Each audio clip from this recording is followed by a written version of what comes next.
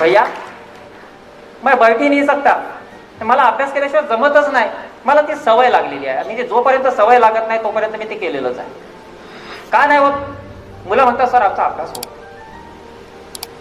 काय मुलं विचारतात की सर अभ्यास कसा करायला पाहिजे? जसा जमीन तसा कर ना बाबा. त्याची काय पद्धत आहे? काय योगासन वगैरे?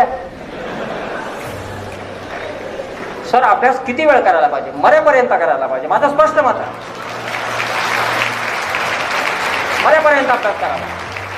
कारण माझ्या इच्छेसाठी माझे आई वडील रात्रंदिवस मरतात. माझा बाप कुठेतरी शेतामध्ये राबतोय, माझी आई कुठेतरी राबते आहे. माझ्या शहरामध्ये राहणाऱ्या बंधू भगिनीचे आई वडील सकाळपासून बिचारे त्यांच्या मागं असतात. वडील कुठेतरी पैशाची व्यवस्था करतात, आई कुठेतरी सोडण्याची आणण्याची व्यवस्था करते. जर ते एवढे कष्ट करण्याची कुवत ठेवतात तर आम्ही मरेपर्यंत अभ्यास का करू नये? प्रश्न निश्चित होतो की अभ्यास कशातून करावा,